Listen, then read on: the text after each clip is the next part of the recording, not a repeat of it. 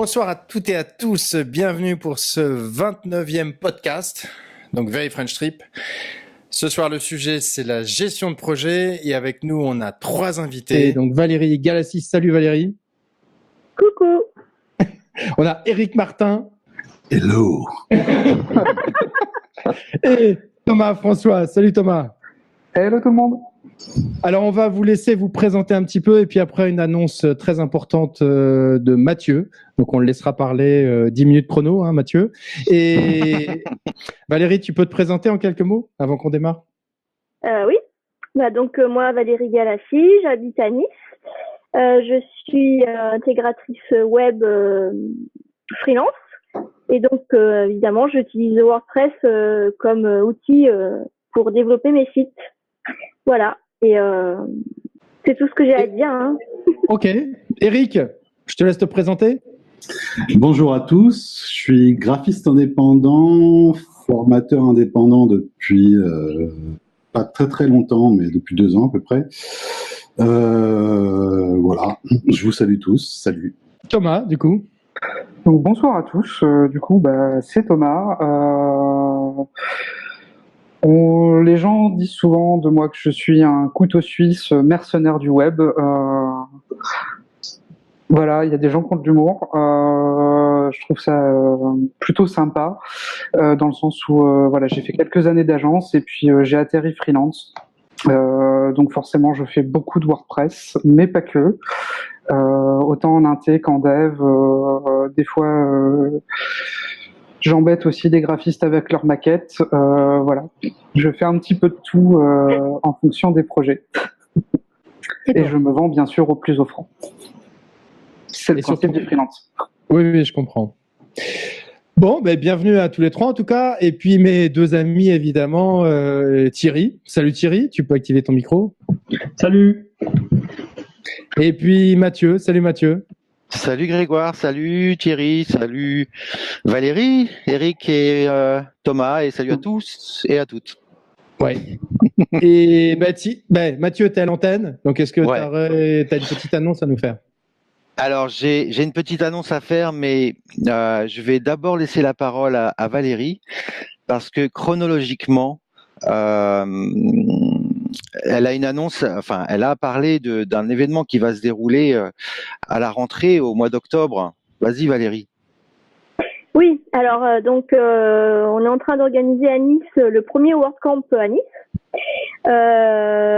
Donc ça se passera à l'université de Nice à l'ISEM, qui est sur un campus assez nouveau et très sympa. Donc voilà.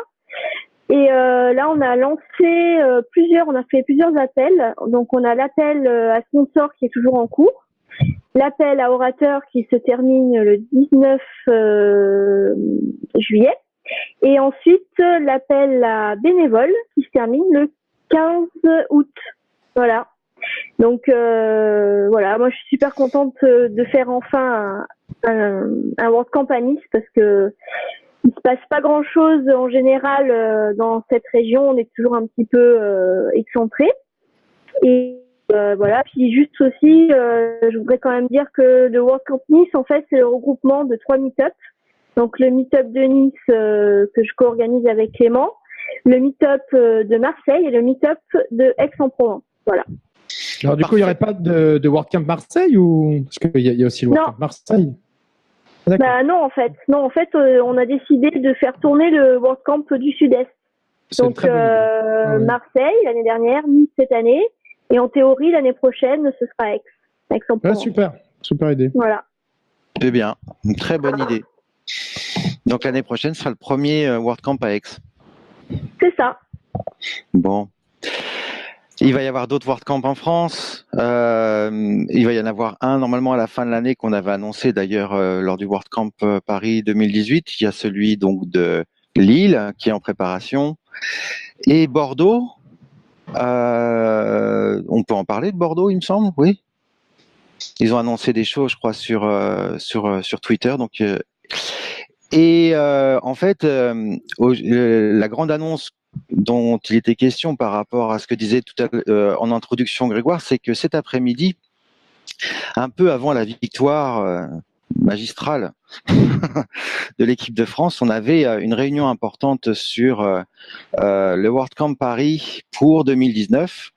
C'est la réunion qu'on a avec le WordCamp Community Support pour valider notre projet de WordCamp, et on a validé le projet de WordCamp pour 2019. Il nous reste pas mal d'étapes, dont la validation de notre budget, donc je vais pas trop vous en dire, je vais juste dire, parce que je suis un peu superstitieux, mais je vais juste vous dire que ça se déroulera fin avril, que ça sera sur une durée plus longue que ce qu'on a eu en 2018, qu'on fera un Contributor Day, et voilà. Il y aura des go-go danseuses. Il y aura une belle after party, ouais. Que le Contributor Day, si ça je peux vous le dire, le Contributor Day et les conférences se dérouleront au même lieu. Voilà. Donc ça sera très simple pour tout le monde, et que le maître mot de ce WordCamp sera la simplicité. Voilà. Moi, j'en profite juste pour dire qu'on a des super idées pour l'année prochaine et que ça va vraiment cartonner, je pense. C'est ce que j'avais à dire. Donc c'est bon. Alors juste pour précision pour le WordCamp Bordeaux, parce que tu en parlais tout à l'heure, ouais. C'est en mars, et le 23 mars exactement, 2019. Parfait. Et n'oublions pas aussi nos amis suisses de Lausanne, puisque moi je les aide, parce qu'il y a un programme de mentorship qui est en place sur le WordPress Community Support, et donc je les assiste à distance pour leur donner des conseils sur l'organisation des WordCamp et prendre part leur donner de l'aide, quoi. Et ils vont faire leur WordCamp à la rentrée le 28 et le 29 septembre, si mes souvenirs sont bons. Et ça va être aussi magnifique, puisque comme Nice, ça sera le premier WordCamp, et en général, sur le premier WordCamp, l'émotion est encore plus forte. On démarre du coup ? Bah ouais. Donc au niveau de gestion de projet, on peut peut-être évoquer peut-être les outils que vous utilisez chacun. On commence par qui ? Parce que déjà, est-ce que parmi vous, vous utilisez des outils de gestion de projet ? Non, Eric apparemment non. Valérie, tu utilises des outils ? Oui, j'essaie vraiment d'en utiliser au maximum pour gérer la bonne relation avec mes clients, en fait. Parce que, par exemple, là, j'utilise Trello, donc je crée des tableaux avec mes clients pour avoir tout centralisé au même endroit, pour pas avoir des millions de mails qu'il faut retrouver à chaque fois, etc. Donc voilà. Puis c'est un canal différent, et ça c'est pas mal, parce que le canal mail est encombré. C'est ça. Et mais là j'ai un peu une overdose de Trello, et j'ai cherché un autre gestionnaire de projet, et sur le Slack on m'a proposé FreeCamp, qui a l'air pas mal, et je pense que je vais le tester pour voir si c'est plus simple. Comment ça s'écrit ? FreeCamp, F-R-E-E-D, Camp. C'est une solution auto-hébergée, non ? C'est ça ? C'est quelque chose que tu installes et... J'ai pas encore regardé à fond, je suis juste allée sur le site voir, mais voilà, c'est ça. Parce que j'ai mes clients en fait qui s'emballent un peu sur mon Trello et qui n'ont pas bien compris comment l'utiliser. Et voilà. Après, effectivement, peut-être faut que je les forme aussi un peu mieux, à voir. Eric, tu parles peut-être de Basecamp, non ? Non. Non. Non, j'ai entendu parler de cette solution, mais après moi, j'utilise pas de solution de ce type-là parce que mes clients, c'est des clients de type associatif. Ils ont beaucoup de mal avec le numérique, faut dire. Donc du coup, en fait, on reste dans une relation assez classique. Il n'y a pas, au niveau en tout cas de la gestion du projet, ils sont complètement fermés à ce type d'outils. En fait, ils découvrent le numérique, donc pour eux, c'est beaucoup trop la gestion de projet sur des outils type Trello. Ils sont perdus après. Et Valérie, par contre, juste pour précision, quand tu fais un Trello, je suppose que tu fais un tableau par projet et tu donnes donc du coup l'accès à tes clients. Et donc sur Trello, même si on a compris que tu allais sûrement changer d'outil, du coup tu organisais ton tableau comment? Eh bien, parce qu'en fait l'idée c'est qu'on peut faire justement plusieurs parties à l'intérieur et on y met des cartes. Donc du coup, est-ce que tu peux nous expliquer un petit peu en détail? en fait, j'utilise un cartel d'informations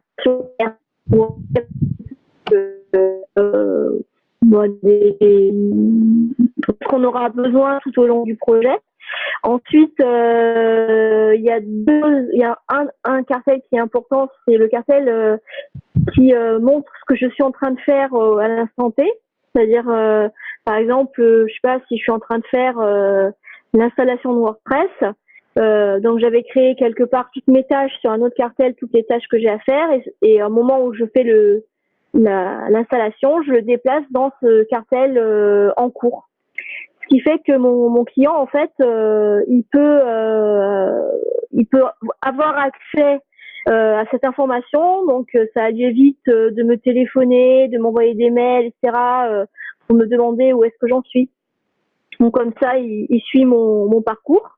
Et ensuite, j'utilise une carte par grande rubrique que j'ai dans mon site. Par exemple, là, je suis en train de faire un site e-commerce. Donc j'ai fait, il y a un côté site vitrine et donc le shop, la boutique. Et donc j'ai fait, on a le cartel pour le site vitrine et celui pour le shop. Donc comme ça, là, j'ai tous mes listings de produits, le stock, etc., les prix, voilà. Ouais, c'est une bonne idée de mettre des cartes c'est un peu les grands chapitres en fait dans ton projet. Ouais, voilà, les grands chapitres. Ouais. Ok. Et voilà. Après, il y a aussi ce qui est bien aussi quand même chez Trello, c'est qu'il y a aussi des étiquettes. Mmh. Donc avec différentes couleurs. Donc on peut mettre par exemple que tel truc est fini, est fait, est validé.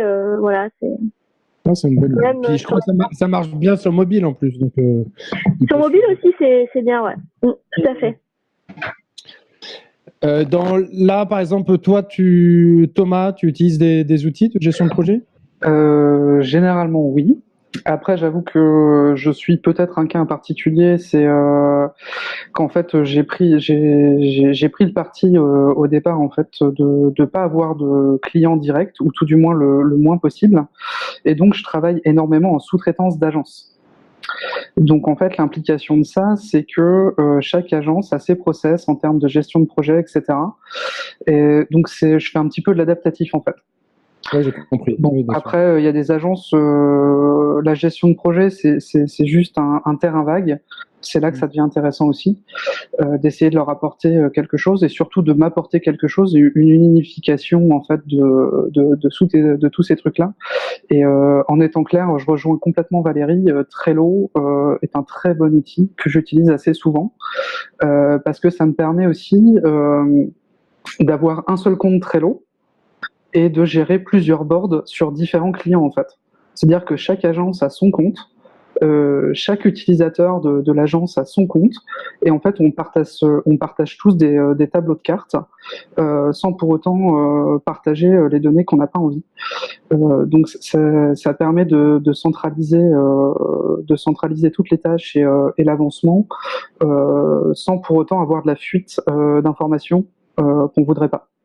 Et en complément, j'utilise aussi beaucoup Slack. Alors, est-ce que c'est un outil de gestion de projet? Oui, non, peut-être, ça dépend, ça dépasse. Je sais qu'on s'en sert beaucoup aussi pour éviter une liste de mails interminable. Et du coup, pour des petites infos, pour des remontées de bugs rapides, c'est généralement plus simple. Et généralement, après, s'il y a lieu, ça crée une carte sur Trello et puis ça se passe très bien, quoi. Slack, c'est plutôt un outil de chat, mais qui peut communiquer avec plein d'autres services. Moi, je voilà. comme ça.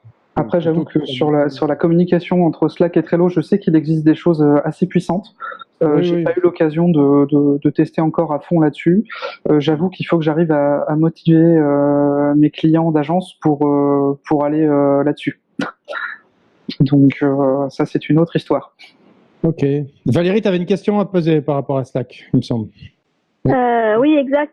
Thomas, comment tu gères les différents Slack avec tes clients? En fait, tu as un Slack pour tous tes clients ou tu as un Slack par client? Généralement, j'ai un Slack par client en fait. D'accord. C'est-à-dire que chaque client étant une agence, l'agence a son propre Slack avec ses employés et ses clients. Parce que du coup, en fait, je travaille pour des sous-clients indirectement. Et généralement, ce qui se passe, et quand c'est pas le cas, ce que j'encourage très très fortement, c'est que dans le Slack, en fait, on a un channel par projet. Et comme ça, on retrouve dans chaque channel uniquement les personnes qui sont dédiées au projet. Et on évite de se marcher sur les pieds et d'avoir de la surinformation dont on n'a pas besoin. Et du coup, c'est pareil, sur Trello, on se retrouve avec un tableau par projet. Ok. Bon, en fait, j'ai pensé aussi à utiliser Slack avec mes clients. Mais comme moi, par contre, je travaille avec mes clients en direct, j'en ai plein en fait. Donc, je sais pas, faudrait que je trouve une solution pour discuter avec eux.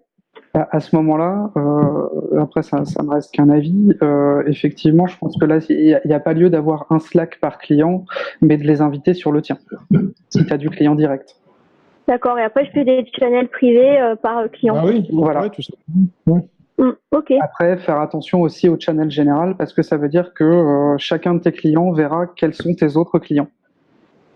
Donc, je sais pas s'il y a moyen de... Tu peux le nettoyer. Tu peux le nettoyer de temps en temps parce que tu en as forcément. Dès que tu invites un nouveau, il arrive sur le général. Ou alors tu peux l'inviter, je crois, directement dans une chaîne privée. Dans ces cas-là, il n'apparaît pas sur le général. Voilà, parce que l'idée, c'est qu'à un moment donné, les clients n'aient pas trop d'eau de vue sur tes autres clients. Oui. Ouais. Voilà. Garder tu leur donnes des pseudos un peu bizarres, Coco 27 ou des trucs comme ça. Après, il faut qu'ils aient de l'humour. Oui. Après, l'inconvénient que je vois à Slack, c'est que dans le cadre de la gestion de projet, des fois, tu es quand même un peu amené à vouloir conserver des traces des différents échanges et différents, à un moment donné, validations qu'il pourrait y avoir. Et c'est vrai que pour le coup, le mail, c'est plutôt pratique par rapport à ça. C'est que quand tu as eu un échange de mail en disant, voilà, ok, je valide telle étape, on passe à la suivante, là, tu as une trace quand même, toi, qui fait foi, alors que d'avoir déplacé une carte dans Trello, d'avoir marqué, ok, validé, ou alors d'avoir eu un message dans le Slack, ça dès qu'il y a des clients un peu casse-pieds, ça peut être un peu limite. En fait, Thierry, tu as un super plugin dans Slack. On devrait d'ailleurs le mettre sur WP Paris ou même sur WPFR qui te permet d'archiver en fait n'importe quel channel ou n'importe quelle conversation. Il suffit de faire /archive et il va te générer un fichier que tu peux ouvrir en HTML ou en format texte. Ouais. C'est vachement bien. Moi, j'ai utilisé avec quelques clients et ça marche très bien. Mais après, le truc, c'est que tu as toute une conversation qui va s'imbriquer et tu auras peut-être besoin juste d'isoler une partie. C'est sûr. Un mail. Voilà, c'est juste que je pense que nous, on s'est posé la question, par exemple, on a un Slack par projet où toutes les personnes qui travaillent ensemble sur un projet échangent. Et on se pose la question d'ouvrir de doubler ce channel-là pour uniquement le client, pour avoir des retours. Mais par contre, ça suppose de devoir former ton client à utiliser un outil, c'est-à-dire que donc il faut qu'il crée un compte, qu'il installe un logiciel, qu'il apprenne à l'utiliser. Finalement, je pense qu'il vaut mieux rester sur des fonctionnements plutôt classiques de type mail ou autre, et pour la plupart des clients, ça suffit largement, quoi. Alors moi, j'ai deux remarques là-dessus. C'est la première, effectivement, moi je fais toutes mes validations par mail parce que pour moi c'est le canal de communication le plus simple pour mes clients. Et après, si jamais sur Slack on veut essayer de faire des validations, on peut peut-être essayer des outils tels Paul qui permettent de sélectionner une version de quelque chose en disant est-ce que vous préférez la version 1, la version 2, la version 3. Après, moi, par rapport à mes clients, vraiment, je reste sur de la validation mail. C'est trop compliqué pour eux. Ça veut dire qu'il faut qu'ils installent un logiciel. Ils n'ont pas forcément l'éducation. Ils sont pas. ils ont pas l'esprit par rapport à ça, ils ont pas le background au niveau de la techno et du coup ils sont perdus quoi. Si je les envoie sur des outils de ce type-là, ils vont être complètement perdus. Donc du coup, bon, je sais pas. Mais en tout cas, effectivement, sur Slack, on peut éventuellement, je sais pas, faire du poll, faire une validation à ce niveau-là. Bah après, je reviens aussi sur ce que je disais, hein, c'est-à-dire que moi je travaille essentiellement avec des agences, donc en fait le Slack il n'est pas vraiment destiné au client final. C'est surtout pour l'échange entre les différents intervenants de l'agence et éventuellement différents freelances.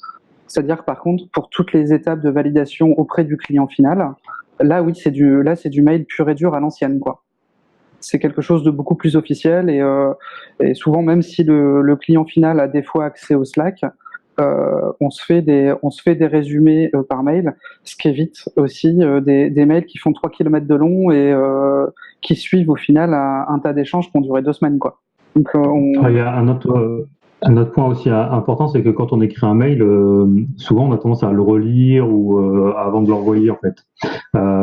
Slack, quand je vois déjà les échanges sur VPFR, il suffit de mettre 3 points d'exclamation ou écrire un mot en majuscule et ça part un peu en baston organisé. À l'écrit, c'est toujours compliqué de faire passer l'intonation. Enfin, voilà, des fois, on peut mal prendre une phrase ou mal interpréter, alors que c'était pas l'intention. Sur le mail, peut-être qu'on va le relire et on va peut-être dans une seconde relecture dire bon attention là je vais réécrire ça différemment, j'étais peut-être un peu sec ou autre. Le chat, il n'y a pas, on peut pas revenir en arrière. Complètement. En fait, moi Slack, pardon. Non, vas-y. Non. En fait, les échanges de Slack, pour moi, ce serait plus des trucs un peu pour si par exemple tu as un truc qui est bloquant dans le travail, dans ton avancée du boulot, voilà, si tu vois, je sais pas moi, il me manque telle info pour tel truc, etc. Voilà, c'est plus des échanges comme ça. Après, évidemment, je suis d'accord avec toi, Thierry, pour les validations, les choses un petit peu qui mettent, qui donnent des informations importantes. Évidemment, le mail reste le moyen de communication le mieux, je pense, le meilleur. Ouais, moi, je suis assez de l'avis de Thierry sur les dangers de Slack. Je pense que l'utilisation de Slack avec des intermédiaires comme les agences de com, pourquoi pas, sauf que après on est un peu à la merci entre guillemets de l'agence qui va te harceler parce que t'as pas répondu, parce que t'es en retard, parce que machin, parce que truc. Donc par contre pour les clients, même si moi j'en ai pas de clients en plus, mais je trouve que Thierry a raison. Le Slack, c'est un espèce de mélange entre de l'oral et de l'écrit, sauf que c'est de l'oral qui reste et qui n'a pas d'intonation. Donc ça peut être très très dangereux parce que un client peut très mal prendre quelque chose alors que tu n'avais pas forcément envie de, enfin tu pensais pas forcément ce que tu disais entre guillemets. Donc c'est moi je suis assez d'accord avec Eric sur le fait de n'utiliser que le mail, d'utiliser le mail à la fois pour éviter de pouvoir relire et être sérieux quand on écrit et aussi pour pouvoir garder une barrière entre guillemets pour éviter d'être trop à la merci du client quoi. C'est sur Slack, si tu as tous tes clients sur Slack, ils vont dès qu'ils auront un truc, voilà quoi. Alors moi je voudrais juste terminer sur Slack parce que bon, Slack on peut en parler des heures.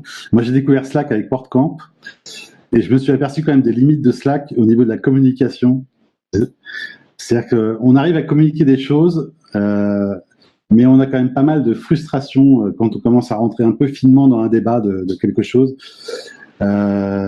Et là, rien ne vaut à la limite soit du mail, soit du hangout, mais autre chose que Slack, quoi. Parce que franchement, à un moment donné, on peut avoir des interprétations d'un message qui est anodin initialement, et le monter, on est tout seul face à ce message et on ne sait pas quoi en faire. Et donc, je me méfie quand même pas mal de Slack à ce niveau-là, quoi. Non, mais j'ai retrouvé Eric en pleurs, hein, parfois, dans le quartier. Après, il y a le téléphone qui marche bien aussi. Par contre, sur un projet, on avait testé de faire des échanges avec Google Drive, avec un tableau Excel dans lequel on mettait toutes les étapes. Le client venait, il corrigeait, il mettait des contenus, tout ça. Et en fait, ça a été un bordel sans nom parce que en fait, il n'y avait pas les notifications de ce qui se passait. Autant, alors, c'est ça qui est bien avec Slack, c'est que dès qu'il y en a qui met un message, donc on est notifié qu'il y a un message. Si on a une carte en Trello, dès que la carte elle est créée, ben on est notifié de la création de la carte. On peut affecter une personne à la carte. Donc du coup, il y avait un système de notification qu'on n'avait pas dans Google Drive. Et en fait, au final, ça a été un bazar sans nom parce qu'on savait plus. Tu mettais le client te mettait un texte dans Drive, tu le mettais sur le site, il revenait, il corrigeait des trucs, toi tu le savais pas. Enfin, ça a été un bazar. Voilà. Donc, faut faire attention à ça. Les notifications sont importantes en fait. Alors par contre, Slack, c'est un outil d'échange surtout. Les outils plus de gestion de projet dont a parlé à la fois Thomas et Valérie, c'est-à-dire Trello. En fait, Trello, c'est un Kanban. C'est des trucs que tu bouges de colonnes. Et là, je regardais Friedcamp. Friedcamp a l'air beaucoup plus complet que Trello, puisqu'en plus tu as un Gantt. Tu peux avoir un diagramme Gantt pour t'aider dans la gestion de ton projet. Tu peux avoir un tracker d'issue, un wiki. Enfin bon, il y a un calendrier. Il y a pas mal de choses. Tu dois sûrement pouvoir même faire des sprints ou des trucs comme ça aussi, non? Ouais. Et j'ai l'impression que c'est. Merci pour le tuyau, Valérie. Ouais, ça a l'air super, hein. Je regarde aussi sur le site. Là, ça a l'air, ouais. C'est assez bluffant. Ouais. Et c'est quoi le modèle économique sur ce... Sur le Slack, nous, sur la partie VP Assistance, en fait, on utilise, pas tout le temps, mais de temps en temps, le chat en fait en ligne sur le site. Donc là, l'idée, c'est pas d'échanger avec le client, mais c'est d'échanger avec un prospect en fait. Donc c'est quelqu'un qui arrive sur le site, qui a un besoin, et alors ça marche super bien parce que du coup, on est dispo tout de suite. Par contre, c'est hyper chronophage et ça te bousille. T'es dans une tâche, le truc qui sonne, la personne a une question et du point de vue organisationnel, c'est toujours assez compliqué. Mais par contre, ce système d'interaction en live, c'est pas inintéressant. Mais là, on n'est pas dans la gestion de projet, on est plus dans la partie un peu en amont. De l'avant-vente ou de capter le client. Voilà. Merci Thierry. Est-ce qu'il y a des choses à ajouter sur la gestion de projet? Parce que sinon on va rester 2 heures, hein, je sens. Il y a certainement beaucoup de choses à ajouter sur la gestion de projet. Le truc, tu as raison, c'est qu'on va y rester 2 heures. Le bon vieux Excel aussi marche très bien. Hein. Juste, le tuyau, je l'ai eu sur le slack.fr, le slack WordPress.fr de Sébastien Serre et de Lolo. Voilà. Il devait être là ce soir, Sébastien, mais apparemment il est plus freelance. Donc, okay. Si c'est un tuyau qui vient de Sébastien, c'est un tuyau percé, les gars. Merci. Peut-être juste un tout dernier mot justement sur la gestion de projet, sur laquelle on pourrait passer 2 heures. C'est justement peut-être le moment de le placer. Là, ce que je vois, ce que fait Friedcamp et un autre outil que j'utilise qui s'appelle Funky Time. Ce qui est intéressant aussi, c'est la gestion du tracking de temps. Le temps qu'on passe à effectuer les tâches, etc., par rapport à ce qu'on devise, à ce qu'on fait réellement, etc. Et ça, je pense que c'est vraiment important. C'est chronophage. En fait, ça prend très peu de temps. Simplement, au départ, c'est une habitude très dure à prendre. Voilà, c'est une rigueur à avoir. Faut y penser, en fait. C'est tout simple, ça prend 10 secondes, mais faut y penser.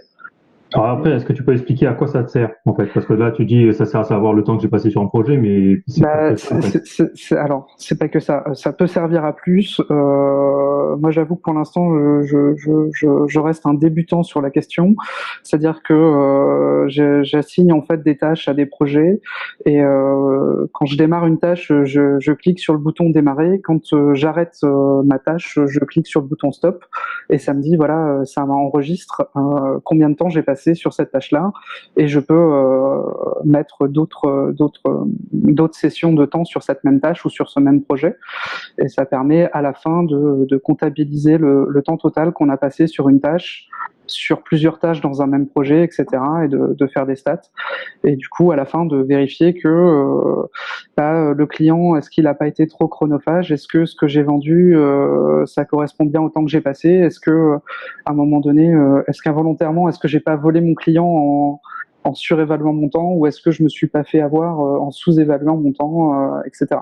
Aussi, et je pense aussi de façon indirecte aussi, c'est maîtriser le temps qu'on passe à travailler par jour, parce qu'en tant que freelance, des fois quand on travaille à son domicile, on a des périodes où on va pas travailler assez, c'est-à-dire qu'il y a la machine à laver à lancer, il y a la vaisselle à faire, il y a un peu de ménage, et ah ouais, merde aussi, j'ai un petit peu de boulot, j'ai un truc à faire pour un client. Et autant, il y a d'autres périodes où on va bosser 12 à 13 heures par jour, parce que voilà, il y a du taf, et c'est peut-être essayer de se rendre compte, de mettre des vrais chiffres en face et pas simplement des sensations sur le temps qu'on passe à travailler, et essayer de réguler tout ça. Alors ça, c'est intéressant, la notion de traquer le temps, parce que ça permet surtout de, comme tu disais, de dire à un moment donné sur un projet, parce que en fait on chiffre toujours un projet nouveau par rapport à son passif, en fait, et dire ouais, tiens, d'expérience, je sais que j'ai passé tant de temps sur telle tâche, donc ça permet de réajuster ces estimatifs, et donc peut-être de mieux calculer ce coût-là. Mais par contre, il faut faire attention, c'est que là, tu parles de tâches. Donc le tâche, c'est que la tâche, c'est, on va dire, voilà, il y a un projet, il faut installer le site, il faut faire le thème, il faut développer telle fonctionnalité, mettre le WooCommerce, le paiement en ligne. Enfin, donc tout ça, bon, c'est des trucs assez classiques. Il y a aussi tous les à côté. Il y a toute la partie avant-vente, enfin tout ce qui finalement n'est pas de la production pure, mais qui est du temps passé sur un projet, et qui est là aussi, il faut quand même monitorer, sur dire, bah tiens, voilà, pour définir les specs, combien de temps ça m'a pris, pour faire les factures, les devis, combien de temps ça m'a pris, parce que il faut faire attention à pas chiffrer que les tâches qu'on réalise de production, mais aussi tout ce qu'il y a à côté, quoi. Voilà. Donc, juste un petit bémol. Après, il y a des applis type, effectivement, je rejoins Thomas là-dessus, il y a des applis type Timing App qui te permettent qui scrutent ce que tu es en train de faire toute la journée sur ton ordi. Et après, tu peux déterminer si ça appartient à un projet ou pas. Donc, ça te permet d'être assez fin au niveau de ton suivi de projet. Tu peux très bien dire, OK, cette session de Safari, elle est liée à telle URL et c'est lié à tel projet. Et du coup, ça te permet d'avoir vraiment des sessions assez fines. Et dans ces applis-là, normalement, tu peux aussi ajouter des choses. C'est-à-dire que tu peux très bien ajouter du temps passé hors application, du temps passé en rendez-vous. Donc, c'est vrai que ça peut aider à quantifier un peu, parce que c'est vrai que c'est une notion, on a un peu du mal surtout au démarrage d'ailleurs, quand on démarre en tant qu'indépendant, c'est une notion assez complexe. Combien de temps on va passer sur un projet, et ces applis-là, elles sont pas mal à ce niveau-là. Hein. D'ailleurs, sur Funkin Time, il y a une option pour une tâche. Alors une tâche, on n'est pas obligé de la prédéfinir, hein, on peut la nommer à la volée. Donc effectivement, on peut aussi du coup ajouter un rendez-vous qui n'était pas prévu à la base, et on peut associer à cette tâche, donc au-delà du timing, un nombre de kilomètres et un coût complètement arbitraire en fait, qu'on définit nous-mêmes. Donc pour générer, je sais pas, un déjeuner client pour lequel on a payé la facture, du péage, du frais d'essence, ou de ce qu'on veut, voilà, ça peut aussi se faire. Et donc au-delà de la gestion ou simplement du temps, on a aussi une gestion financière et du coût des tâches, au-delà du temps pur. Ouais, effectivement, il y a aussi une appli qui s'appelle Billings, il me semble, qui parle de ça, enfin qui est dans ce sujet-là, où on quantifie un peu ces projets. Il me semble que la différence avec Billings, c'est qu'il n'est pas en train de scruter les applis, c'est juste à nous de lancer l'appli sur tel projet. Voilà, je suis en train de travailler sur tel projet, et derrière il y a un outil qui permet de générer une facture, parce qu'on détermine un prix à l'heure, etc., etc., etc. En fait, aussi, pour rebondir une seconde sur ce qu'a dit Thomas, c'est vrai que quand on est... moi, je travaille à la maison, je suis freelance, et effectivement, tu peux toujours trouver quelque chose de mieux à faire. Et à la fin de la journée, tu te retrouves un petit peu, peut-être, tu culpabilises, tu dis est-ce que j'ai bien fait mes heures de travail, etc. Et donc moi, en fait, j'utilise la méthode Pomodoro, en fait, qui me permet j'ai une appli sur mon Mac qui me permet de faire autant de tracks par jour. Et au moins je vois si toute la journée j'ai été efficace ou si j'ai pas travaillé comme il fallait. Voilà. Je suis super fan de ce site Pomodoro. Ça fait quoi, 4 ou 5 ans que j'utilise Pomodoro. Ouais, c'est vraiment sympa de faire ça. Ouais, j'adore. Mais tu peux développer un peu Pomodoro parce que c'est vrai que le problème quand on est freelance, c'est qu'on a toujours tendance à pas savoir quand s'arrêter et de travailler avec des petits cycles courts de 25 minutes, c'est-à-dire de se lever, d'aller boire un verre d'eau, de se détendre un peu. Moi, je sais que j'ai évité beaucoup de mal de dos, beaucoup de problèmes poignets parce que j'avais régulièrement des pauses. Et puis ce truc de si tu fais autre chose pendant ces 25 minutes, genre tu vas voir ton fil Twitter ou autre, eh ben ça remet à zéro ton cycle de 25 minutes. Donc tu te dis bon, ben faut que pendant 25 minutes je fais que ça, et 25 minutes finalement pour se concentrer ça va assez vite en fait, surtout quand on fait du développement, ça va même trop vite je dirais 25 minutes. Et moi j'ai un peu adapté en fait. Moi je me suis rendu compte que 25 minutes c'est trop court pour moi. Ah ok. Donc j'ai fait des tests. Alors j'avais fait 50 minutes. Alors 50 minutes c'est trop long. J'avais baissé à 40 et en fait je me suis rendu compte que je commençais à regarder l'heure quand, au bout de 35 minutes, un truc comme ça. Donc du coup, maintenant, je fais des laps de temps de 35 minutes et 5 minutes de pause. C'est une bonne idée, je vais essayer, parce que c'est vrai, j'en suis toujours tenu à la méthode, mais c'est vrai que moi parfois, souvent c'est trop court. Et moi j'ai pas mal d'apps, et j'en ai une qui marche très très bien sur téléphone, parce que bon, parfois je suis pas forcément devant l'ordi, donc je préfère l'avoir sur le téléphone. Mais effectivement, je pourrais augmenter un peu. 25 minutes, c'est souvent trop court pour moi. Ouais, c'est vrai que c'est court. Bon, enfin, moi, je suis une adepte de méthodes de travail. Je cherche vraiment des méthodes de travail qui permettent de m'organiser. Et vraiment, pour moi, il faut les adapter vraiment à sa propre personnalité. Faut pas. Je sais pas si vous suivez un petit peu. Moi, je suis une adepte du bullet journal. Et je l'ai adapté à ma propre façon de travailler et de m'organiser. De toute façon, c'est ça qu'il faut retenir, c'est qu'il y a pas une méthode miracle, c'est qu'il y a plusieurs méthodes, et après il faut prendre un peu tout ça et l'adapter, et que ce soit de l'organisation du temps, l'organisation des différentes tâches sur les projets, on peut parler de différentes, et qu'il faut juste se les approprier, quoi. Oui, c'était plus long, mais. Mais par contre, est-ce qu'il y en a certains d'entre vous qui ont déjà expérimenté les routines, en fait, essayer de mettre en place des routines journalières. Donc, pour expliquer un peu ce que c'est d'essayer de se forcer tous les jours à faire quelque chose et de dire, voilà, tous les matins, je commence par 5 minutes de ça ou 10 minutes de ça, puis après j'enchaîne sur telle autre chose, etc. Et je sais pas, je sais que Valérie, je me semble que tu m'en avais parlé à une époque, là, mais t'avais essayé du coup? Oui, alors là en fait il y a pas longtemps j'ai assisté à une petite conférence d'un gars à la Freelance Fair qui a eu lieu à Nice et j'ai directement adopté une de ses méthodes de routine qui est, alors excusez-moi je vais être un peu vulgaire, il appelle ça la merde en fait, c'est-à-dire que tous les jours, tous les matins il commence par faire les tâches qui reporte chaque jour. Mon petit caca du matin. C'est ça.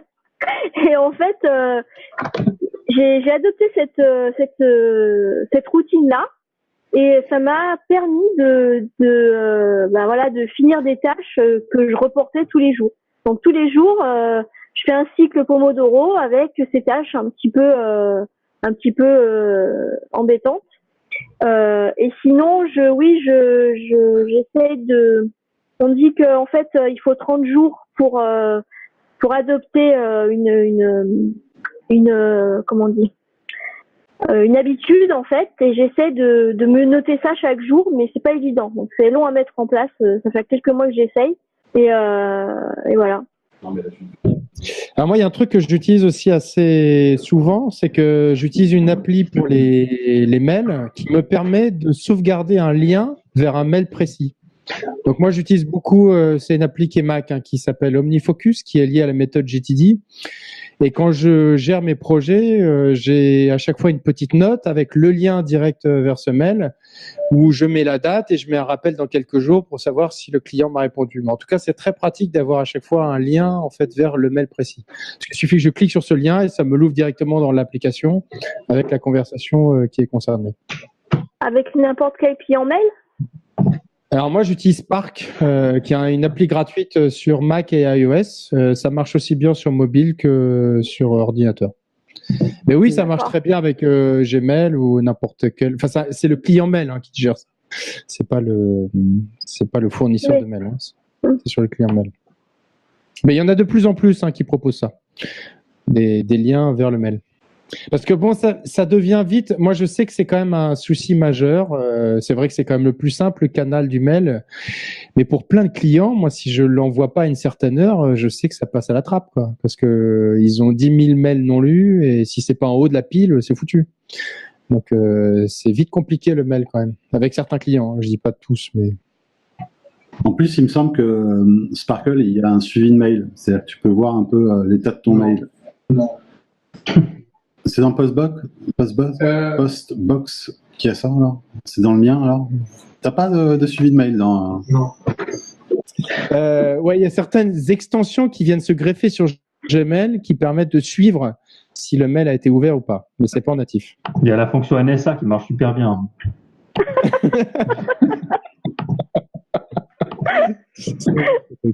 Ouais.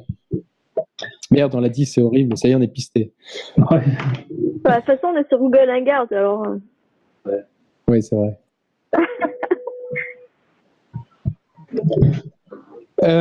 Mathieu, toi, tu pourrais nous parler un peu de comment toi, qui a quand même participé beaucoup au développement d'extensions ou de projets open source, comment la plupart du temps, qu'est-ce que vous utilisez au niveau de la gestion de projet? Moi, j'ai commencé à contribuer du temps où on utilisait ICQ. Donc c'était il y a longtemps.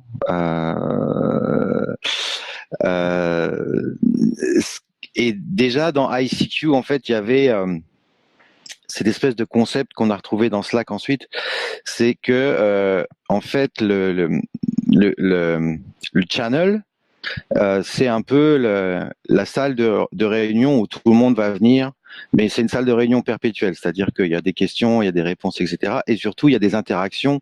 Chaque fois qu'il y a un commit, t'as le commit qui s'affiche. Chaque fois que tu as le dépôt d'une anomalie, t'as la notification qui s'affiche dans cette salle de réunion.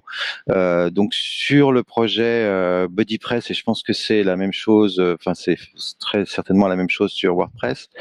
On utilise beaucoup Slack. On utilise beaucoup aussi le tracker, l'outil pour traquer les issues et les anomalies ou les demandes d'évolution, avec la définition de jalons, pour parler français, ou de jalons, et pour classer en fait les différentes anomalies et demandes d'évolution selon des jalons. Et donc il y a toute une collaboration qui s'effectue sur chacun de ce qu'on appelle des tickets sur ces trackers d'issues. Et avec Slack ou ICQ à l'époque, on a une interaction très forte avec des réunions où on se met tous ensemble lors de dev chat, des espaces d'échange pour l'équipe de développement. On fait aussi ce qu'on appelle des bug scrubs, c'est-à-dire qu'on va tous se réunir pendant une période pour travailler sur la résolution d'anomalies. Voilà, j'ai pas vu, en tout cas, et je n'ai pas utilisé non plus d'outils type Trello ou FruitCamp. On est resté sur alors Slack. Le tracker d'issue et aussi les P2, Ce qui est bien avec les P2 en fait, c'est que ça permet. Alors P2 c'est en fait c'est un thème, mais c'est en gros c'est un blog WordPress où on peut poster des résumés de ce qu'on a effectué ou solliciter l'avis de la communauté sur telle ou telle question qu'on peut se poser, ou annoncer ce qu'on est en train de faire ou présenter une fonctionnalité. Et donc on publiait sur ces P2 l'avancée de nos projets avec le WordPress. Si vous suivez le make.wordpress.org/core, vous allez avoir toutes les informations qui concernent le développement du corps de WordPress. Et c'est ce qu'on faisait aussi sur BuddyPress. Donc, pas beaucoup forcément d'outils de gestion de projet, mais des outils pour informer, soit échanger sur Slack ou ICQ à l'époque, soit faire des points réguliers avec les P2, ou soit travailler directement sur la résolution de bugs. Parce que ça fait partie aussi de la gestion de projet. Et je rebondis un peu sur la journée toutes les journées qu'il y a sur les contributions. Ouais. Il y a aussi beaucoup de gestion de projet qui sont faits directement dans GitHub. Alors oui, j'ai pas abordé Parce que c'est intéressant aussi cette partie-là. Alors, j'ai pas forcément abordé ce sujet-là parce que là, on rentre vraiment dans beaucoup plus encore dans le code. Oui, non, parce que quand tu veux participer à un projet, ça fait partie des gestions de projet. Tu as vu par exemple un bug sur Gutenberg et tu veux le remonter à l'équipe, donc tu passes par GitHub. Un bug sur Ça fait partie aussi. Un bug sur quoi? Gutenberg. Alors, oui, en fait, c'est marrant d'ailleurs parce que quand tu regardes bien la frontière entre la gestion de projet et le code commence de plus en plus à se restreindre parce que même sur ces outils comme GitHub ou Bitbucket, enfin tous ces outils d'entretien de code ou de version de code, ils intègrent bien souvent des Kanban. Je crois que Bitbucket, ils intègrent carrément Trello d'ailleurs. C'est quoi les Kanban? C'est Trello si tu veux. C'est Trello.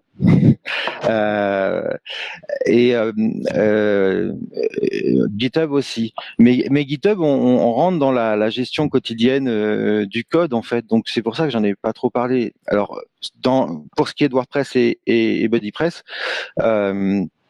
Même si on fait certaines choses dans GitHub, le core se gère toujours dans les dépôts SVN. Mais c'est vrai que pour avoir travaillé sur les deux, j'ai une préférence pour GitHub tout simplement parce que je pense que GitHub permet d'ouvrir à beaucoup plus la contribution en fait, parce que dans GitHub on peut faire ce qu'on appelle des pull requests, c'est-à-dire qu'on va faire un clone de l'application si tu veux ou du code et on va directement mettre la correction du code et la publier et proposer une pull request et ça va. On pourra traiter cette pull request en intégrant directement le code. Sur SVN, il faut procéder par un échange de patch qui est un peu plus, à mon avis, enfin qui est un peu moins intuitif, si tu veux. Voilà. Mais là, par exemple, je pense à un process simple. Imagine que j'utilise Gutenberg, donc je le mets en local pour le tester. Donc je fais un dépôt Git, donc je fais une pull, je récupère tout du projet GitHub. Donc si je vois quelque chose qui fonctionne pas, je le corrige et qu'est-ce que je fais? Je fais un push. Et du coup, ça. Non, ce que tu vas faire, c'est que tu vas. Donc déjà, tu vas faire un fork de Gutenberg, c'est-à-dire que tu vas. Tu fais un fork, ok. Ouais. Tu fais un fork et tu vas le ramener en fait dans ton GitHub. Oui, ok. Tu vas faire une nouvelle branche pour appliquer ton correctif. Okay. Et cette branche, tu vas la proposer en pull request. Et donc, elle va arriver un peu comme une issue sur GitHub. Et on va pouvoir déjà discuter sur ta proposition avec l'interface graphique du site de GitHub, on va pouvoir faire une révision de ton code, te demander éventuellement d'améliorer telle ou telle partie.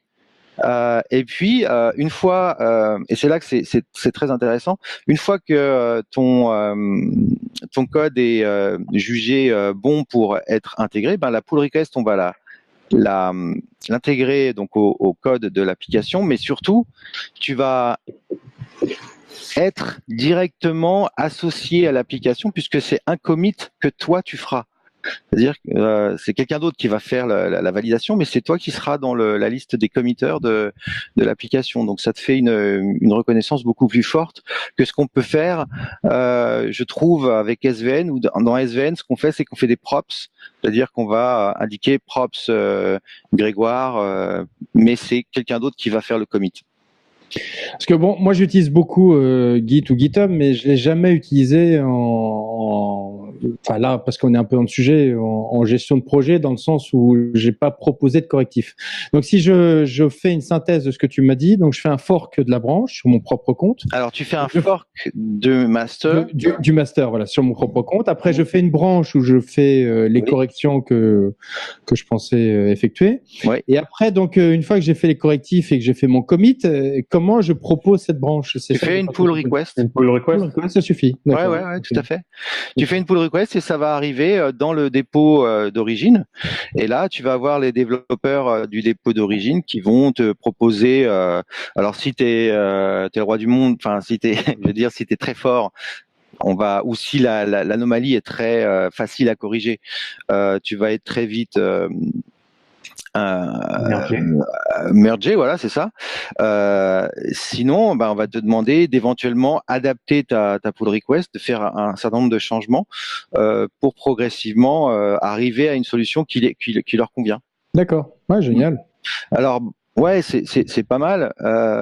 C'est pas mal parce qu'avec Git, on peut très facilement revenir en arrière, faire intégrer des choses, faire des rebases. Enfin bon, il y a tout un tas de choses qui sont très très intéressantes, et je pense que ça a permis, quand je regarde, de développer la contribution au-delà de ceux qui contribuaient généralement à WordPress pour Gutenberg, puisque Gutenberg est le premier projet WordPress qui a été démarré directement depuis GitHub. D'ailleurs, ça serait intéressant de savoir qui utilise des logiciels de versionning et lesquels pour leur projet. Du coup. Ça, c'est pour le deuxième épisode, non? Oui. Ouais, moi, je pense que vous tenez la jointure. On peut l'aborder rapidement. Ouais, d'accord. Ok. Il y a des pistes intéressantes. Pour les graphistes, par exemple, il y a Figma qui permet du versionning. Alors, moi, je l'ai découvert cette année. C'est assez bluffant quand même, cette gestion des versions où on peut vraiment, c'est du Git, hein, on peut revenir en arrière complètement. Et tu versionnes quel type de fichier du coup? Du coup, en fait, Figma, en fait, c'est un équivalent de Sketch en termes d'outils. C'est un outil pour faire du web design surtout, qui est vraiment orienté web design. Et en fait, tu gères absolument pas de ton côté ce qui se passe. C'est-à-dire que tu fais tes enregistrements et Figma gère en ligne le versionning des fichiers, c'est-à-dire qui te permet d'avoir un historique sur 30 jours sur la version gratuite. Après, je découvre Figma, donc je connais pas du tout la version pro. Hein, je suis parti sur la version gratuite. Mais c'est un outil qui a l'air vraiment impressionnant à ce niveau-là. Graphiquement, pour ce qui est des web designers ou des graphistes, je connais pas d'équivalent.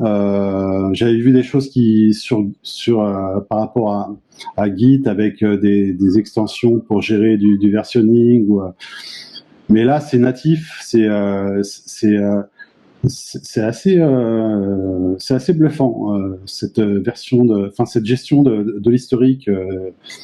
Par contre, du coup, ça veut dire que tu es obligé d'utiliser cette solution de design, en fait, de cet outil. Si tu veux utiliser Photoshop ou Illustrator. Tu peux pas, ouais. Voilà. faut se servir de Figma. C'est à ce niveau-là, oui, tu peux pas changer. Parce que Photoshop le faisait très bien. Photoshop, tu faisais un fichier PSD, Final 1, Final 2, Final 3, Non, mais Final 1. Ouais, mais là, on parle des gens comme moi, c'est-à-dire des gens qui, il y a 10 ans, faisaient des BAT, BAT+. C'est vraiment, c'est géré par l'application. Et donc, ton historique, en fait, tu as juste à aller dans l'onglet historique et à revenir dans tes versions pour faire réapparaître une version qui te paraît mieux que ce dans quoi tu es allé. Bon, après, vraiment, je découvre, moi, cette année, cette appli, je la trouve assez extraordinaire, quoi. Et c'est que du vectoriel. Mais Git supporte les fichiers PSD. Hein. On peut très bien faire du versionning sur n'importe quel fichier. En fait, ça peut Il faut un abonnement. Non, mais tu peux faire des dépôts Git sur n'importe quel fichier. L'intérêt d'un versionning, c'est de voir deux états de fichiers, 2 états de commit ou de trucs, et éventuellement de les comparer, et puis travailler à plusieurs sur le même fichier. Donc, alors, certains outils supportent ça, c'est-à-dire que tu peux prévisualiser un état du fichier Photoshop directement dans l'outil de versionning. Il faut pas être dans le terminal ou en ligne de commande, mais tu as des applis qui le supportent, ça, très facilement. Je pense à Kaleidoscope qui fonctionne très bien comme ça. C'est un outil de versionning où tu peux avoir des états avant et après. Tu peux me couper l'image en deux pour voir comment c'était avant ou après quand tu as fait des réglages sur les niveaux de couleur ou de lumière. Non, ça existe. Ouais. Après, de mémoire, il me semble que sur Git, il faut un abonnement sur des poids de fichiers. C'est lié à des poids de fichiers. C'est-à-dire, si tu versionnes sur du fichier qui fait 30 mégas, tu pourras pas le faire sur Git, il me semble. Non, mais Git c'est un outil open source, c'est le service qui pourrait bloquer, mais Git il va jamais bloquer les boîtes fichiers. Non. En l'occurrence, le service te bloquera. Oui, mais si tu es en local, il n'y a pas de problème. Ouais, alors après, j'ai vu des graphismes fournir une maquette PSD d'1 giga 6. Donc après, j'ai envie de dire, chacun son choix, quoi.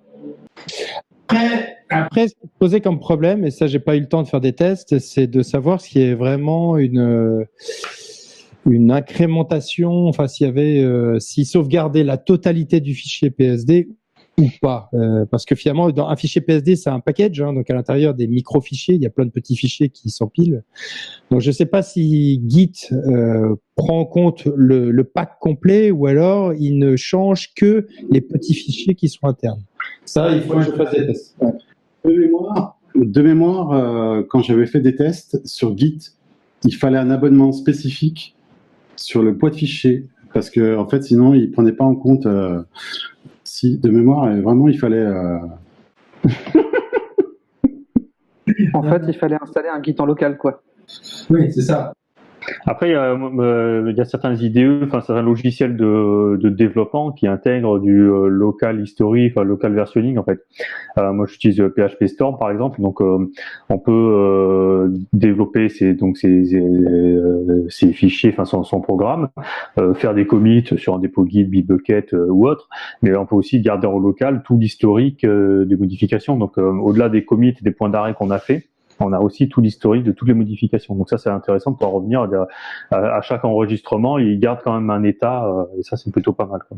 Et il le fait aussi sur les fichiers images ou fichiers PSD, Illustrator ou autre. Alors là, c'est PHP Storm, donc c'est un IDE de développement HTML, CSS, PHP, Ruby et autres. Hein, donc on est vraiment sur du développement, pas sur du design.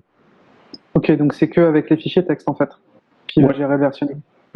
En fait, il gère le versionning via un système de versionning, donc il va se greffer sur n'importe quelle solution de versionning type Bitbucket, GitHub, GitLab ou autre. Et après, lui, il a son propre historique en local.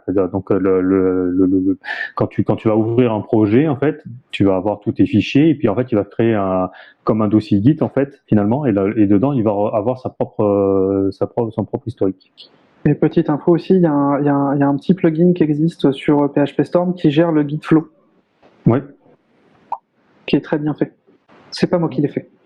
Bon, là, les amis, on déborde sur le prochain sujet, donc je mets un peu, j'essaie de contrôler un peu. Non, parce que là, on est parti sur Git, après GitHub. Ah bah oui, mais c'est toi qui nous as lancé dans le. Oui, non. Après, Là, on va c'est parler vrai des tests que- unitaires. Après, non, mais là, Ouais, non, ça mérite un petit coup de recadrage, effectivement. Oui, on est parti pour la nuit. Est-ce que on s'arrête là, à moins que vous ayez des choses à ajouter sur la gestion de projet? On fera un deuxième épisode à la rentrée, comme on l'avait évoqué. Non? Valérie, comme tu as l'antenne, est-ce que tu as des choses à ajouter? C'est toi que je vois à l'écran comme ça. Non. Bah, on a surtout parlé de. Ah bon On a surtout parlé d'outils. Oui. On n'a pas vraiment parlé de méthode. C'est vrai. Voilà. Parce que il y a une méthode pour conduire la méthode de conduite de projet. C'est vrai. C'est très juste. On n'en a pas trop parlé. Alors peut-être Non. parce que on fait ça intuitivement. Ou alors la question est, est-ce que vous avez une méthode particulière pour conduire vos projets? Est-ce qu'une Non, moi, méthode. non, tu sous-entends genre la méthode agile et tout ça? Oui. Moi, la méthode agile, comme je travaille toute seule, je me vois pas faire une méthode agile avec moi-même. Voilà, mais sinon, non, justement, c'est. Non, mais tu peux avoir de l'agilité sans forcément travailler à plusieurs. Hein. Comment? Tu peux avoir de l'agilité sans forcément travailler à plusieurs. L'agilité, c'est Voilà. juste une certaine souplesse, une certaine adaptabilité face à un imprévu ou autre. Donc du coup, par exemple, cette semaine, il y a eu un échange là, sur LinkedIn avec Mickaël là, du groupe Meetup là, qui disait voilà. Apparemment, lui, il a des soucis sur la gestion des plannings, par exemple. Dire voilà, je galère parce que le client, je lui donne rendez-vous, on se fait une conf call à 9h, puis le mec, il se pointe pas à la conf call, donc du coup, ça reporte le truc. Et il dit comment vous gérez ça? Et en fait, je pense pas qu'il y ait de méthode finalement miracle. Je pense que la plupart du temps, il faut avoir juste du bon sens, une bonne communication. Et après de se faire ses propres, il faut expérimenter quoi. Il faut tester et donc du coup l'agilité c'est bien, mais si on prend vraiment la méthode agile avec toute la définition des sprints ou des choses comme ça, donc le découpage de projets en petites tâches et de faire réceptionner par le client la réalisation de toutes ces tâches là finalement, je suis sûr que Valérie, tu fais de l'agilité sans le savoir parce que il y a sûrement je suis certain que tu dois livrer des petits bouts à ton client, dire tiens voilà j'ai fait la page d'accueil, allez tester, faites-moi des retours, et puis j'attaque les autres pages pendant ce temps-là ou les autres fonctionnalités quoi. Donc finalement tu es déjà dans l'agilité quoi. Ouais, c'est possible. Mais par contre là je m'aperçois, moi ça fait 4 ans, je crois que je suis en freelance et bon j'apprends un petit peu tout le temps en fait. Mais je pense que je vais revenir. Pendant mes études, on m'avait parlé justement du programme de Gantt, et je pense que je vais le mettre vraiment en place parce que souvent les clients ils répondent pas forcément rapidement à des validations, etc. Donc ça retarde ça retarde mon planning en fait, et ils comprennent pas forcément. Ils ont mis 10 jours à répondre, donc au lieu de 3 par exemple, je sais pas, mais et du coup ça retarde d'autant plus le projet. Et je pense que c'est important que eux voient visuellement avec, par exemple, grâce au programme de Gantt, ils voient que voilà, comme ils ont répondu avec un retard de 10 jours, ça retarde de 10 jours le projet, la livraison du projet. Tu parles du diagramme de Gantt. Voilà, donc ça, je pense que je vais mettre en place. Le programme de Gantt, ouais. GAN2T. Oui, le diagramme de Gantt. Oui, c'est direct. Pardon, ouais, le diagramme, pas le programme. Dans le sud, on l'appelle comme ça, attention. Non, mais le diagramme de Gantt, c'est intéressant parce que, mais ça suppose aussi d'avoir en amont bien découpé toutes tes tâches et tout ça. Donc, pour ça, moi déjà, on parlait des outils tout à l'heure de gestion de projet. Moi, j'utilise beaucoup FreeMind, les cartes mentales, les cartes heuristiques, parce que, par exemple, je me suis rendu compte bêtement, c'est que un client t'envoie un cahier des charges et le cahier des charges, tu le lis 3-4 fois en fait. parce que tu le reçois, donc tu vas le parcourir, et puis après tu dis bon bah tiens demain je me mets là-dessus, donc tu vas le relire, et puis après tu vas commencer à écrire ta proposition, puis tu vas revenir dessus, et en fait c'est un temps perdu à chaque fois à faire ces allers-retours. Donc ce que je fais, c'est que maintenant je le lis une fois, mais sérieusement. Et en fait, chaque fois qu'il y a un truc important, je le mets dans ma mind map, et ça me permet de mettre, déjà de lister tous les besoins du client, de commencer à les ranger par groupe, de faire une bulle dans un coin avec toutes les questions, par exemple. Dire tiens voilà, tiens sur ce page 12 tel chapitre, tiens j'ai pas compris, il faut que je pense à lui poser telle question. Donc je liste toutes les questions, et c'est vraiment le document central de tout le projet. Dès que je commence à faire du benchmark ou des choses comme ça, je vais mettre éventuellement la liste de tous les sites intéressants qui peuvent correspondre à ce besoin-là, et je vais commencer à définir des specs en fait. Donc par rapport à tous ces besoins, je dis tiens voilà, telle tâche, je vais la faire avec un custom post style, des taxonomies, machin, et puis derrière, tout de suite, j'ai quasiment le temps en fait qui est associé, mais je dis tiens voilà, je vais faire ça comme ça, et ça va me prendre une demi-journée ou une journée. Et puis en fait, tout le chiffrage se fait, et ça après on le prend, on le met dans un diagramme de Gantt finalement. Donc on a la liste de toutes les étapes du projet, tout l'enchaînement, tout le planning. On met les jalons pour dire voilà, à un moment j'ai besoin que le client valide. Donc lui, il sait à quel moment il doit intervenir. Je vais dire à tel endroit, tiens, j'ai besoin de commencer à écrire les contenus. Donc on va définir l'arborescence, et puis après vous allez écrire les contenus. Et donc du coup, il est un peu accompagné là-dessus. Donc tout ça, en fait, finalement, c'est un tout, quoi. La définition des specs, les fameux sprints ou autres, le diagramme de Gantt ou l'agilité, enfin, c'est un ensemble en fait. Toi, Thomas, du coup, je suis un grand fan du mind map aussi. Ouais. J'essaye toujours, quand c'est surtout des choses un peu compliquées, de les transformer en diagramme, mais ça permet de clarifier énormément. Alors, je ne sais pas si FreeMind permet d'avoir des. Moi, j'utilise MindNode et je peux transformer certaines branches avec des cases à cocher. Je peux valider, je peux mettre un temps. Ça peut se transformer en gestion de projet aussi, ma mind map, si je le souhaite. Là, FreeMind, il y a pas ça, mais il y a un export, il y a Gantt Project en fait, qui est une solution open source de gestion de diagrammes de Gantt en fait, et tu as un export de FreeMind vers Gantt, et donc il te génère tout. Et puis dans Gantt après, tu as juste à remettre les timers, le temps pour chacune des tâches. Tu peux créer tes ressources, et puis sur chacune des ressources, après les affecter aux tâches. Et donc du coup, ça peut te faire aussi un planning d'intervention. Enfin voilà, c'est plutôt pas mal quoi. C'est un format normalement en OPML qui est assez standard et qui permet de passer de plein d'applications à l'autre.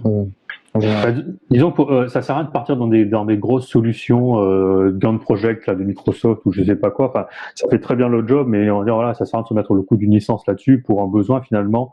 Je pense jusqu'à un certain niveau. Après, quand on commence sur des grosses agences ou autres, je dis pas.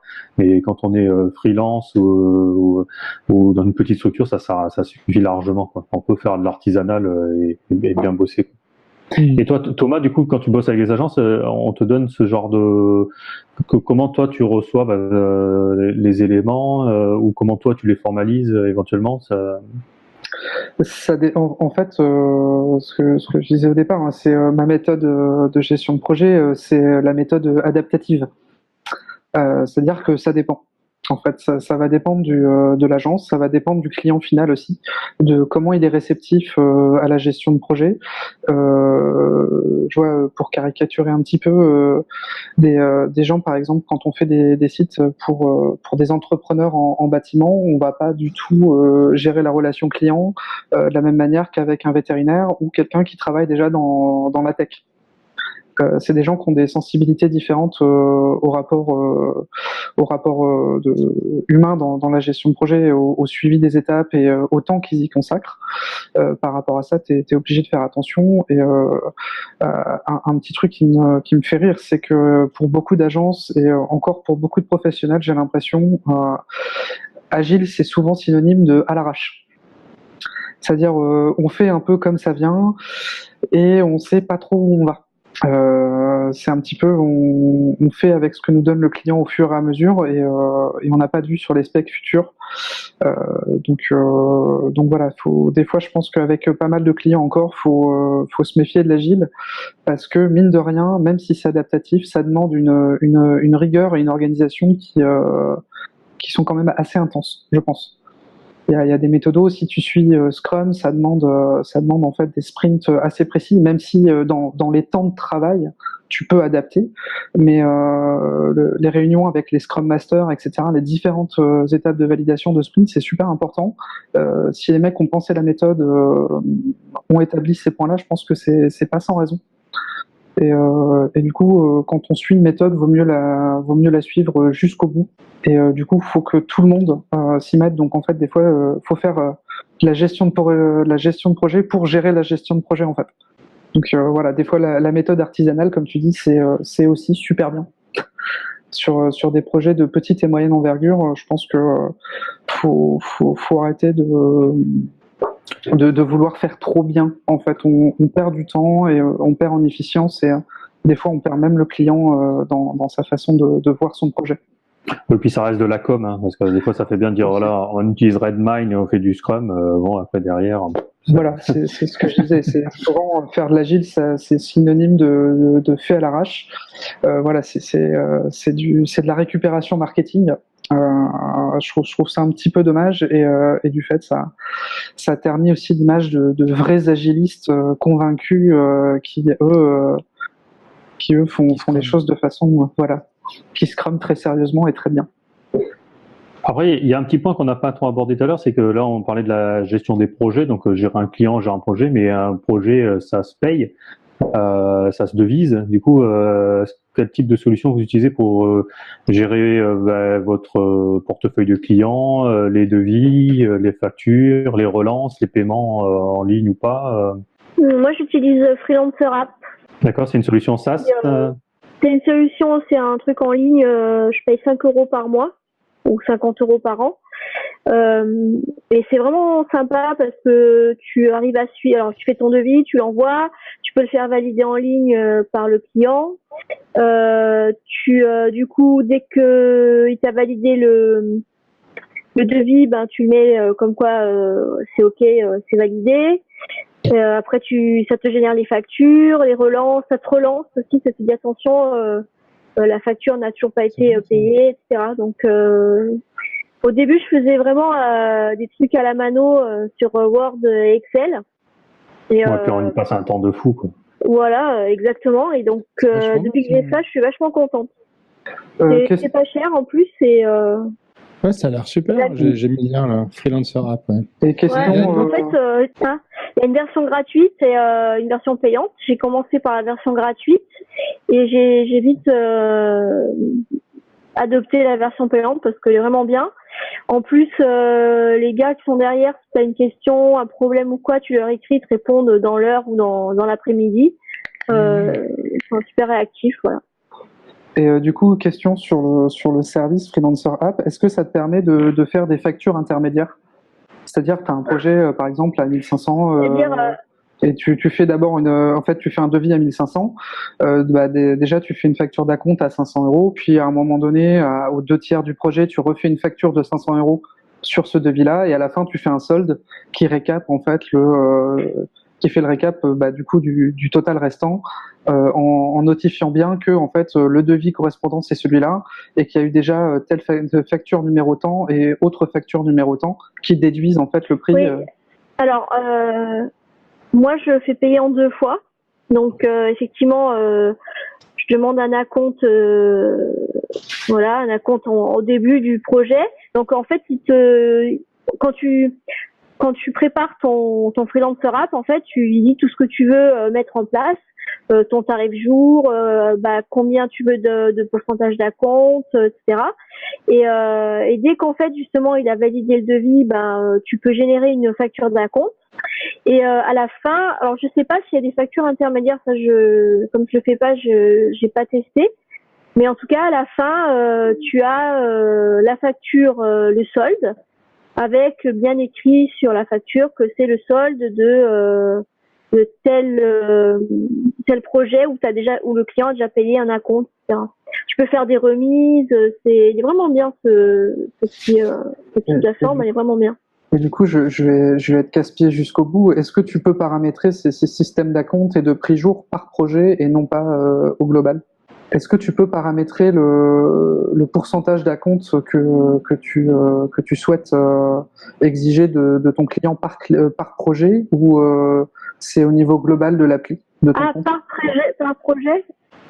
Parce que moi je sais qu'il y a des clients pas réguliers. Je sais pas, parce que moi je fais par. Alors moi j'utilise une solution qui s'appelle Zoho, donc ZOHO. Donc il y a plusieurs, ils ont tout un panel de services, dont un qui s'appelle Zoho Invoice, qui permet de faire de la gestion de facturation en injectant un portefeuille client. Donc il permet de créer tout ton annuaire. Alors ça fait un pseudo CRM, hein, mais donc tu as des fiches clients. Tu génères tes devis. Sur les devis, tu dis combien tu veux d'acompte, en pourcentage ou en argent. Et donc ça, c'est devis par devis. C'est pas, tu as un paramétrage de base, mais tu peux quand le devis, donc chaque fois que tu génères un devis, ça envoie un mail automatiquement au client avec un lien pour aller voir son devis. Donc tu peux lui créer un espace sur lequel il peut avoir tout son historique de tous ses devis, toutes ses factures, l'état de ses factures, etc. Et puis après, ça gère de la facture d'acompte. La seule chose que ça génère pas, c'est de la fameuse facture intermédiaire ou les X factures intermédiaires que tu peux avoir. Mais sur les factures, tu peux, ça suppose avoir un peu de gestion, mais tu peux à la facture finale aller décompter le total de toutes les certaines factures. Chaque fois que tu génères une facture, de toute façon, tu peux la rattacher à un devis. Donc ça, c'est plutôt pas mal foutu, quoi. Et surtout, ce qui est bien, c'est que c'est géré sur Stripe, donc tu peux faire des paiements en ligne via Stripe, et donc ça, c'est plutôt pas mal, quoi. Et d'ailleurs, sinon, tu as Facturation Pro, qui est un peu l'équivalent de Freelance, de l'app qu'utilise Valérie, où tu peux déterminer toi-même tes factures intermédiaires, tu peux mettre un pourcentage, tu peux mettre un montant, tu fais un peu comme tu veux, donc tu as un récap dans ton tableau de bord où tu vois où tu en es de tes paiements. C'est plutôt pas mal fait. Tu as plusieurs options, mais je pense que c'est des applis qui sont un peu concurrentes, donc elles ont plus ou moins les mêmes options que Freelance. Tu peux suivant ton niveau d'abonnement, tu peux enregistrer sur Dropbox tes factures, donc ça te met à jour tes factures au fur et à mesure. Tu peux faire des avenants, tu peux faire des modifications à la volée, tu peux faire des paiements aussi si tu veux, c'est suivant ton abonnement, des paiements par PayPal par exemple. Envoyer au client une facture de rappel, une facture de paiement par PayPal, et donc il clique sur un lien et il va payer sa prestation. C'est vrai qu'il y a pas mal de petites applis de ce type-là qui sont. Ce qui est pas mal, c'est la notion de relance, parce que ça permet quand tu as une facture un peu en souffrance, quand la personne reçoit le mail, et puis qu'il y a le lien pour payer directement, ça, en règle générale, ça déclenche le paiement assez rapidement. Donc ça évite un peu les impayés et puis les trucs qui traînent. Après, si le client est mauvaise foi, il veut pas payer, il le fera pas dans tous les cas. Mais le système de relance est plutôt pas mal foutu. Et je voulais aussi parler d'une solution qui s'appelle Celle-ci, qui est une solution française, qui est pour le coup un peu plus chère parce qu'elle est un peu plus complète, mais qui fait vraiment CRM, ERP, facturation ou autre. Et le truc qui est pas mal, c'est qu'elle a une super API hyper bien documentée. Donc nous, on a développé des add-ons, par exemple pour Gravity Form, qui fait que quand une personne remplit un formulaire, ça crée automatiquement une opportunité dans celle-ci. Et puis derrière, après, on peut vraiment travailler le client et avoir lui faire son devis, sa facture. Voilà. Et c'est le point d'entrée, c'est vraiment le formulaire de contact. Et dès le formulaire de contact, la personne rentre dans le système et puis après, on peut la travailler. Et pour rebondir sur ce que tu dis, Thierry, il y a Zoho.com qui effectivement fait aussi Zoho CRM avec une API. Oui. Voilà. Je sais qu'ils ont un CRM, mais je sais pas, mais leur API est bien documenté, tu sais, ou... Aucune fiche 3D. Je sais que j'avais essayé d'y mettre les mains il y a 5 ans. C'était pas une partie de plaisir. D'accord. En tout cas, au niveau de la doc. Après, j'ai pas plus creusé que ça, mais voilà. D'accord. L'avantage de celle-ci, c'est qu'ils sont français, puis les mecs, il suffit de les pinguer sur Twitter ou autre, ils sont assez réactifs, donc si jamais il y a des questions ou autres, c'est plutôt pas mal foutu. Après, ça reste un peu cher, quoi. Pour du freelance, c'est un peu, donc dans ces cas, il vaudrait mieux aller sur ce que proposait Valérie ou Eric, qui sont peut-être plus abordables. Déjà, rien que le mot CRM, en fait, pour un freelance, je trouve que ça dénote un petit peu, quoi. Après, j'ai utilisé Zoho, j'en ai souvenir parce qu'on l'a utilisé quand on était en agence, on était déjà 15 personnes dans l'agence, quoi. Voilà, c'est une autre histoire. Freelancer App aussi, c'est français. Hein. D'accord. Je crois qu'ils sont vers Bordeaux ou Toulouse, un truc comme ça. Eh bien, c'était très instructif. T'as pas payé la facture d'électricité, Mathieu? Non, mais c'est parce que si je mets la lumière, il Non, va faire chier. il fume en cachette, en fait. C'est pour ça. Il reste pas piqué par les moustiques. Ouais, oui, voilà, en plus. Donc si je mets la lumière, ça va pas le faire. Mais c'était très instructif. Il y a, à mon avis, plein de ressources que vous avez partagées qui seront très utiles aux freelancers.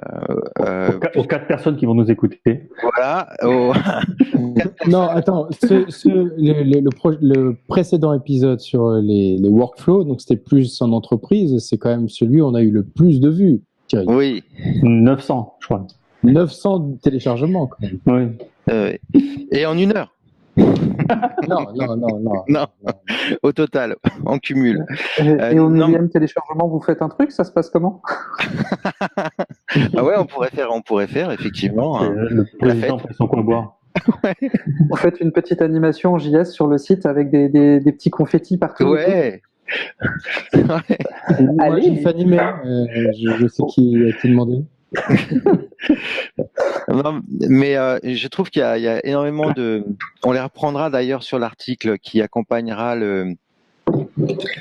cet épisode. Il y a énormément d'outils qui peuvent permettre déjà à vos alter ego de se lancer et d'optimiser leur organisation. Et donc la prochaine fois, effectivement, on fera plus l'aspect technique des choses, avec la même configuration si vous voulez. Si vous êtes Avec tous disponibles. Hein Ouais, écoute, on ferait ça en septembre du coup. Ouais. Ouais. Ok. Alors pour moi, je préviens, la troisième, entre le 15 septembre et le 20 et quelques, je serai pas dispo. Tac. Entre le 22 et 23.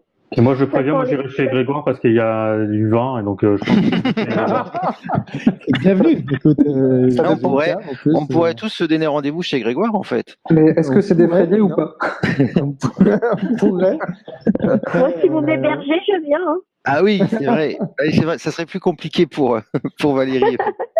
Ah ouais, non, mais pourquoi pas? Ça serait intéressant d'en faire un moment, de faire un podcast où on est tous ensemble. Ouais. Il n'y a pas de souci, Valérie, hein, tu peux venir. Hein. T'as un hébergement. Hein. T'as un hébergement à 500 mètres de chez Grégoire. Ah, merci, c'est gentil. T'as un studio pour toi toute seule. Et on appellerait ça les grosses têtes, non? Les grosses têtes?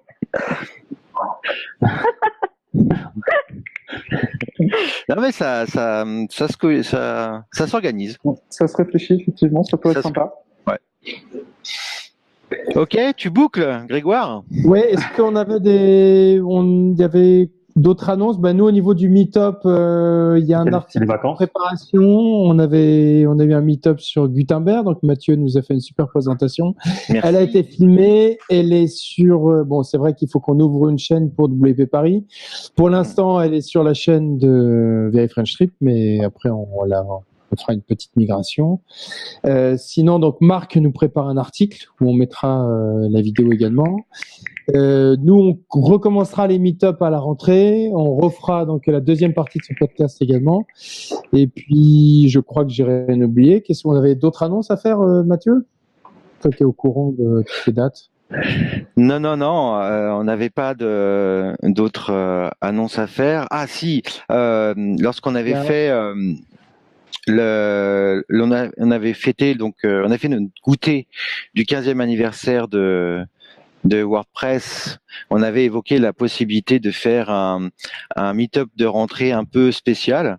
Du coup, il est possible qu'on se refasse un pique-nique avec les personnes du meet-up qui sont intéressées. Donc, on verra ça à la rentrée, ouais. On a autre chose, mais c'est pour l'assaut. De toute façon, ça, on peut pas en parler. le teasing de malade. Il faut encore adhérent depuis plus de 2 mois, donc dépêchez-vous. Non, parce que là, on a quelque chose qui est en train de se préparer, qui est quand même un truc de malade. Ah ouais, franchement, waouh. Mais bon, faut adhérer. Hein, après, je dis, c'est super bien de vendre du rêve. Après, va falloir assurer les mecs. Non, il n'y a pas de souci. Hein. Sans pression, hein, mais voilà. Quoi. Non. Pas un problème. Ok, voilà. Bon, bah écoutez. Il y a une super annonce et bonnes vacances à tout le monde. Ah oui. Profitez bien. Bonnes vacances à ceux qui en ont, à ceux qui en prennent. Moi, Oui. je pars vendredi 13. Ah, mais dis pas ça, Mathieu. Ah, moi, je ne pas un vendredi 13, c'est hors de question. Je sais. Et en plus, il est pas rasé. C'est pour ça que je Voilà. précise. Ah non, le 13, c'est pas possible. Non, Comment?